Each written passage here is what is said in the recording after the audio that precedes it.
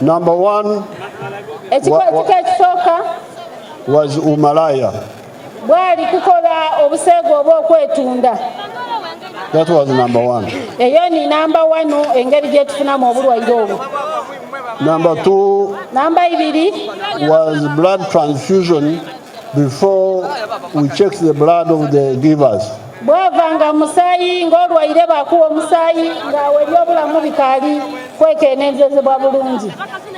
Then number three was from mother to child in the womb.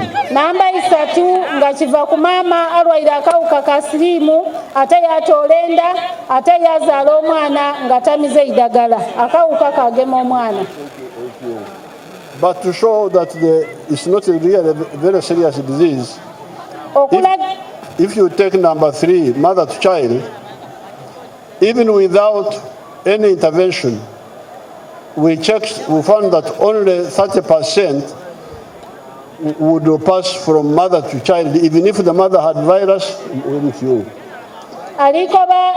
That is the root of umalaya.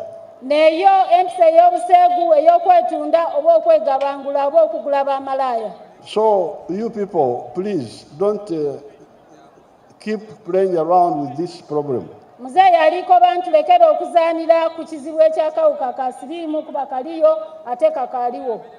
Yes, the drugs are there.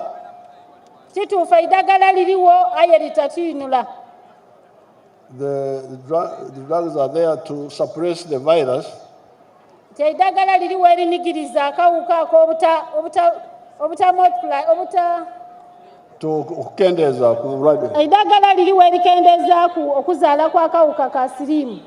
But it is not eliminated.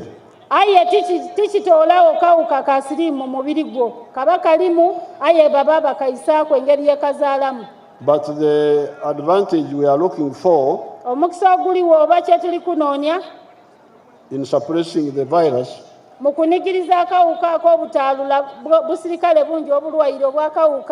that when it is very much suppressed, it doesn't spread so much. Translate that in Nakato.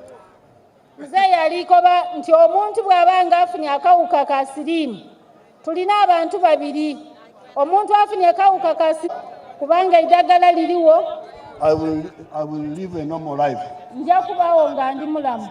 No, you will not die, but you have deducted from your capacity. Your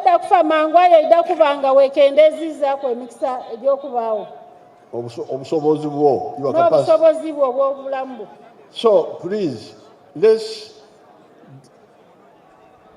stop this indiscipline. All the Ugandans, the youth,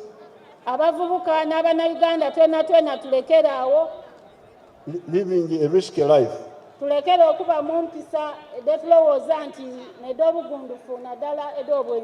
You hear the statistics.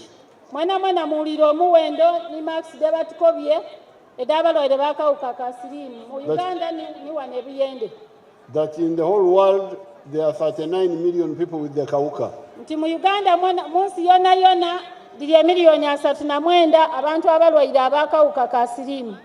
People in the whole world are like 7 billion people.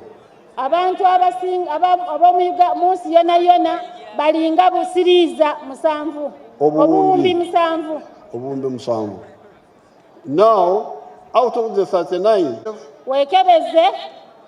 and start taking drugs. And then do it according to the instructions. Although it's not what I prefer for you, but it's better than you dying. Because if you live longer, you will be able to bring up your children so that they can, by the time you leave this world, they are in a better situation. You can work osobola okwekolera emirimu gye egya buliido, make a contribution, waaba ng'olina by'oyongereza ku kitundu wooba.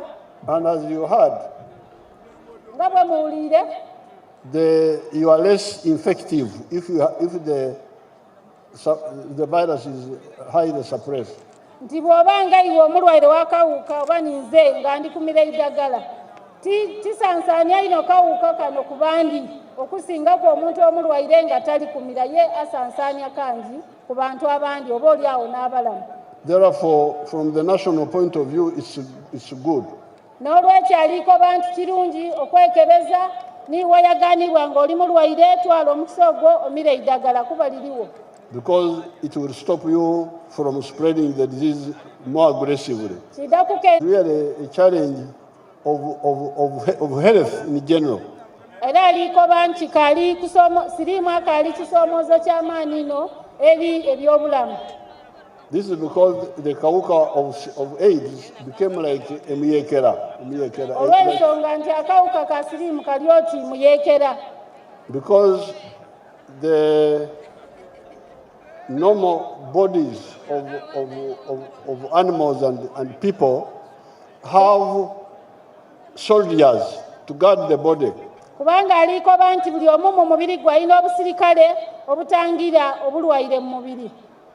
But the problem with AIDS virus was that it would invade the soldiers and they would not recognize the enemy.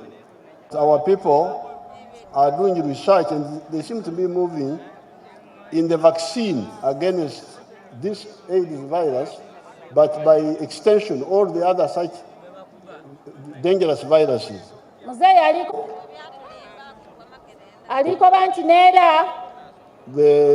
As we are still struggling with the kawuka, with the ARVs, with the Madagalagari war, our people have found the medicine which you take one pistol every 2 months. Abanasayansi oba abakugu kawuka ka siriimu bazuire empiso ng'omuntu ajja kubibwanga empiso ndala buli luvannyuma lwa myezi 2 eya siriimu. Instead of the every day empeke. Okusinga kw'empeke ya buli luti bw'abaire ali ku idalinze nga kumbalimbali okw'enguudo.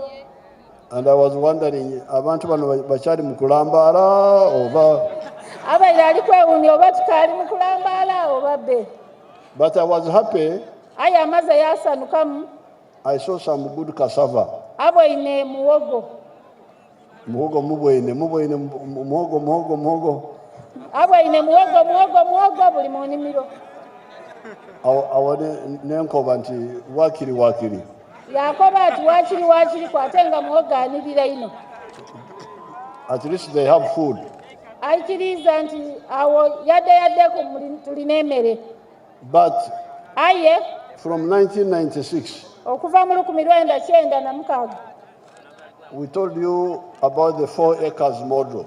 Yatukoba okulima nga amaka okukola ebyobugaga mu acres, okukola awafunda awa acres 4 n'okudda wansi. Okukolera mu ika ndala ng'olima otaawa ebintu bya mirundi 4. Activities are what we recommended to you in 1996 manifesto of the NRM. Nti bino bye yatukoba okukola mu manifesto ye yasooka mu 1996. Now, those who have listened are doing very well in other parts of the country. Ababawuliriza byabayira atambula taasomesa bakomawala era batambulire. If you take fish, nti bw'otwala ekyenanda, you are now fighting to go in the lake and fish in the lake. Tulina okugoba obwavu okuva wano ebidyope. Now, these areas of Uganda are very rich. Ekifo kino eky'ebidyope kigayiga ino. Ebifo bino bya Uganda ebifo bya Uganda bigayiga ino. Ebyobuvanjuba bigayiga ino. Because God created them very well. Kubanga Katonda yabiwunda bulungi. You find Orukaru, which is not which is not a high hill, which is not a hill, just raised ground, which is dry land.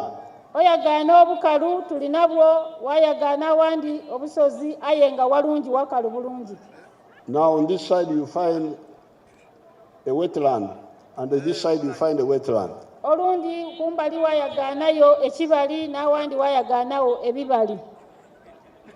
When I went to Namutumba and underutilizing the land we have here. Obuzibu obuliwo nti awandi tuli kukozesa bubi ebintu bino, awandi tutuli kubikozesa. Tukozesa katono. Tulikozesa katono, underutilizing. Tulikozesa katono ate awandi twakozesa bubi. How? Nti mu ngeri ki? The dry land, eitaka ikalu, people are growing crops. Abantu bali kulimaku emmere. Like the cassava I have talked about. Nga muwogo gwali kwogerako. But there is no irrigation. Aye wazirawo kyetweta irrigation mu Lusoga twena tukyeta tutyo. Oba kufukirira. There is no irrigation. Wazira kufukirira. Yet in 1967, ate nga mu 1967, when I was going to university in Dar es Salaam, bwe yali ajja akaali ku University e Dar es Salaam e Tanzania, I used to pass by Madivani. Yabitanga wale wa Madivani. And he had already started irrigating the sugar cane. Nga Madivani akozesa obwo obupayipu obufukirira ebikaado bye. Now you don't see any irrigation anywhere. Mpera n'otakaabona ku kufukirira birime wantu wona wona okutoola kwa Madivani. So that means that dry land is underutilized. In the land, mpera no mu kukozesa obubi eitaka. When I was coming here, I saw the hills with a lot of rocks and so on. Bw'abaire ali kuidaabwe ine ensozi n'amabaalebaale kumbali mangi. Now I know these parts of Uganda. Aliko banti wano aidiwo bulungi. Ebitundu bya Uganda mbiidi. Ebitundu ebisinga bulungi ebungi mu Uganda abiidi. Now I am sure those hills used to have trees on top of those rocks. You are destroying your lugogo. Olembeka amazi, your lugogo. Oli kwonoona obutondo obusobola okuleeta amaadi mu kitundu. Olugogo, use the word olugogo in Lusoga. Babeera tubweta lugogo. Omufuleedo ogulembeka amaadi. Because Kibumba arranged that those hills, kubanga Katonda yatonda oba yawunda, when they have vegetation on top of them, nti bw'oba n'olusozi, vegetation on top of them, awali emiti have health center 3. Nti buli manifesto ye buli sub county erina okuba ne health center 3. So ayikiriza amagombolo. This is very important for the whole country. Kino kirungi ino ku Uganda yona yona. Because we have been using the hydropower. Tubaire tukozesa amasanalaze ag'amaadi. But aye, the different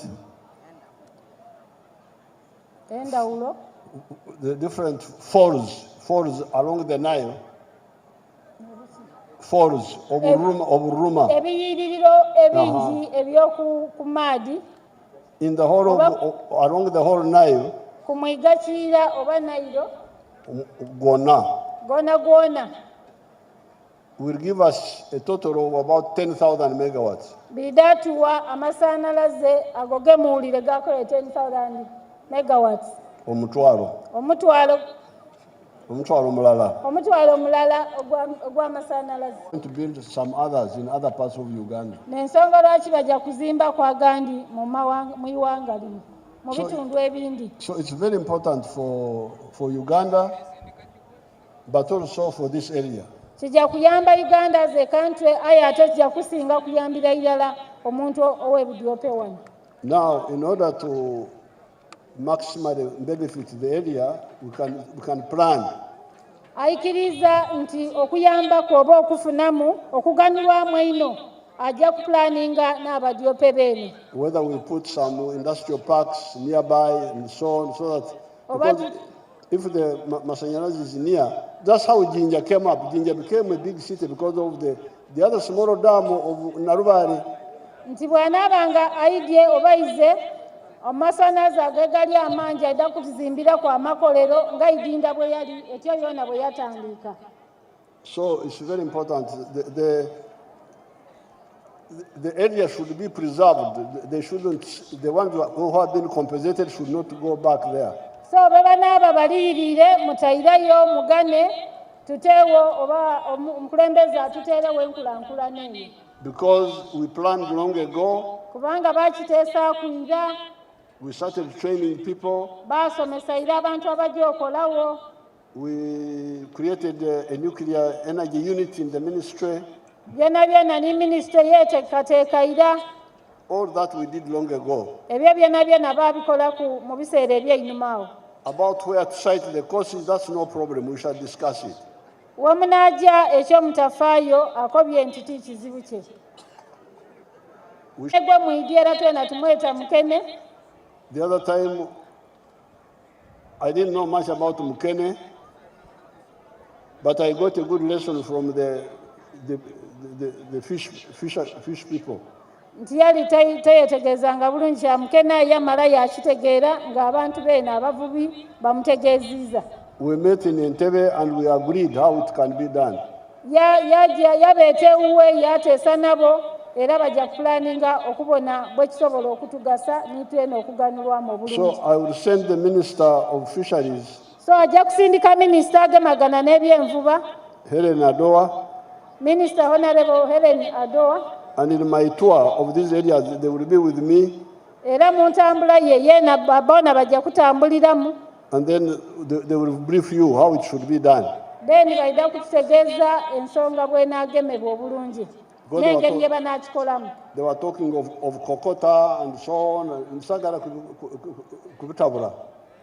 Nti abiwulire byonna byonna bimuli kwogerangako ebya Kokota n'ebindi aye bidda kutereera. The Sagala Kubitabula, I don't want to talk about them because I'm not as well. We talked about the fishing in general. Aye yayogera ku kubyenvuba mu bulambalamba.